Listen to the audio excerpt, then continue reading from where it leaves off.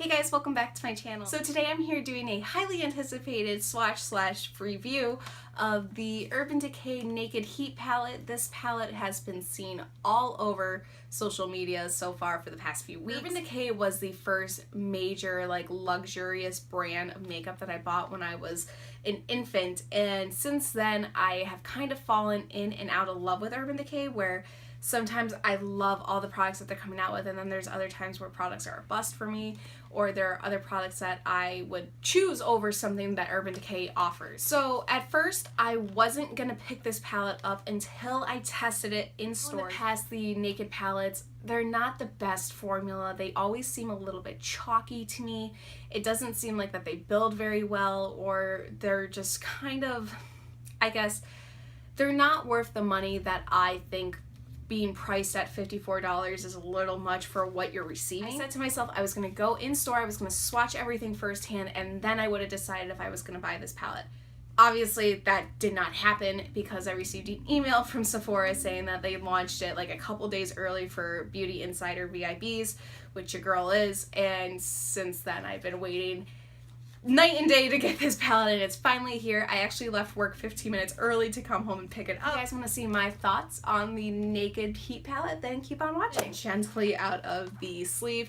I think it's also cute that they have like little matches on the inside for the 12 different shades. So you have the palette here, and the lettering is raised, so it kind of gives off that little bit of perception faultiness, where like you would think that this part is raised. It's not. It's just the lettering that is, and it just says Naked Heat Urban Decay on it. So opening the palette up, it comes with a big size mirror, and it comes with the 12 different shades, ranging from everything with shimmer to everything to a matte. And of course, like all Urban Decay palettes, it does come with a double-ended brush. Has like a more of a fluffier sided and then a little bit more of a tapered fluffy end.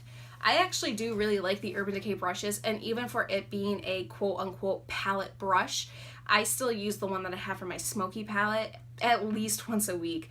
So definitely love that when you're purchasing a palette, you're also getting a brush. Does not mean you have to use the brush, but it is a nice little incentive. This color over here on the left, for your guys's left, the first color in the palette is called Ounce. Down here with it. It is light. The colors do seem, they don't feel as chalky as they used to. So already I'm starting to feel like a little bit confident that maybe they reformulated the powder. Next color we have here is called Chaser, which is more of a, I guess, nudish matte color. I'm gonna go with Chaser right here. So I am noticing a little bit of kickback on the powders, especially when I just swatched it on my arm right here. But this is Chaser. It's kind of light. It's not really anything too crazy. Again, I feel like this would be a very good transition shade. It's kind of got a little bit of peachy undertone in it. And the palette is called Sauced. And Sauced just looks like it's a little bit deeper of a color than what Chaser is. So we'll go next in with Sauced. And we'll go with Sauced right here. So again, I am noticing a lot of kickback on these powders, which kickback to me isn't something that's super important or something that's really going to make me make or break a palette. But this is Chaser, and Chaser is more of a caramelized, like burnt color. It's again another one of those perfect transition shades. I would pop right into the crease. It does seem very blendable, so that's a good thing. Color in the palette is called Low Blow, and this is actually a really gorgeous color. This is more of a, I guess you could call it like burnt. Everything just looks burnt in this palette, and I'm living for it. Go with Low Blow right here. So Low Blow is this color right here. It's a little bit darker, and again, I can already see myself going and gravitating towards this palette just because it's everything all in one. I can already imagine all the smoky eyes I'm going to be doing with this. Low Blow is a very nice deepening color if I'm going to use this on the outside, if I want to do a halo look. I really like it, and it doesn't have that much kickback on it, which is good. Next color in the palette is this one right here, and this is called Lumber, which is a very pretty shimmery color. And I'm going to go ahead and go in with Lumber. And again, I don't know if it's because I'm swatching with my finger. It does kind of tend to like roll up, if that makes sense. So I'm going to go with Lumber right here. Oh, girl. This is Lumber, and this is probably my favorite color in the palette so far. It has so many gold undertones. It's so pretty. It's something that I can see putting on top of the lid. It's super gorgeous. I was not expecting it to be as almost pink tone. It looks more corally than it does red. And the gold undertone is super pretty. And when I just said that using my fingers, it seemed to kind of roll and pull.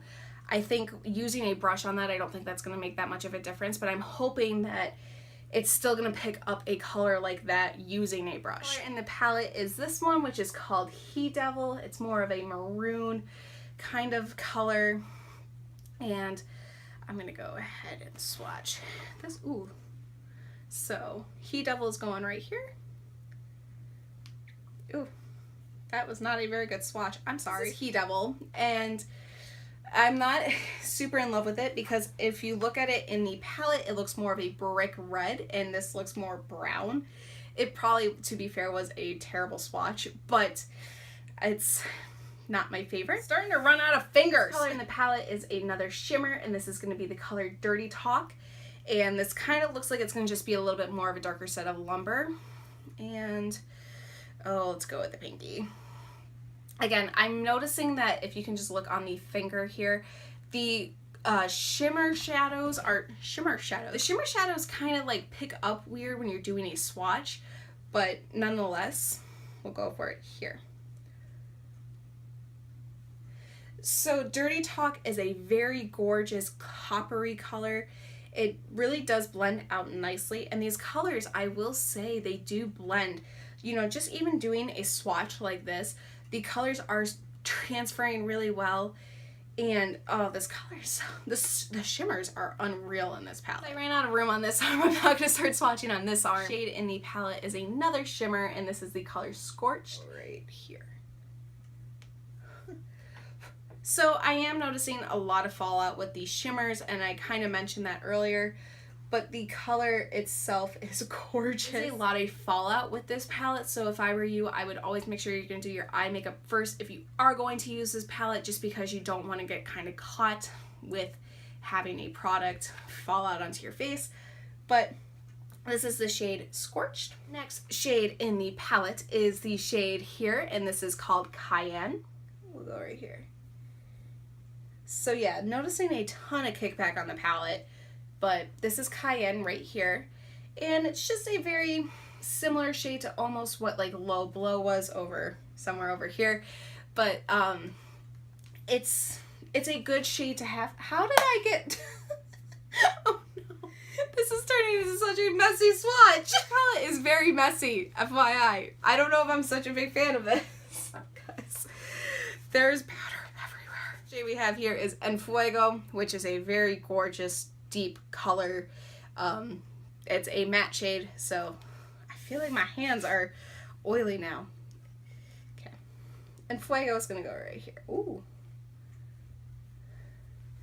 So this is En Fuego. I thought it was gonna, it's kind of a little bit similar to the consistency of what He Devil was, which I thought it was gonna be a lot different when I swatched it, but it's kind of a little disappointing. Shades I'm starting to notice are not transferring as well as I thought they would. Next color we have in the palette here is this really gorgeous plum deep purple shade, and this is in the shade called Ashes, and Ashes will go right here.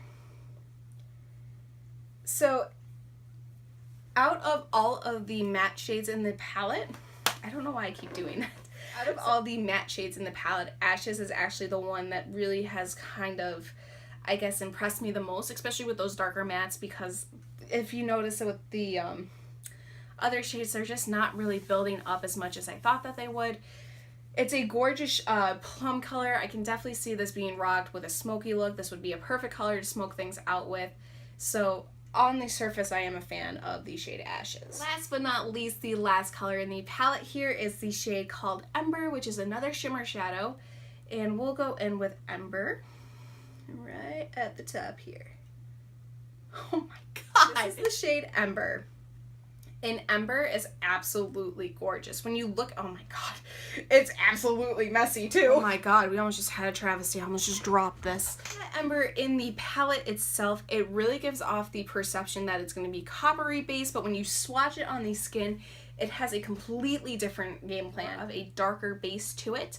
So this is going to be kind of something you could smoke out with. It has like almost like a black background with like rose gold flecks in it, and it's so pretty. It was definitely not what I was expecting at all, and that was a pleasant surprise.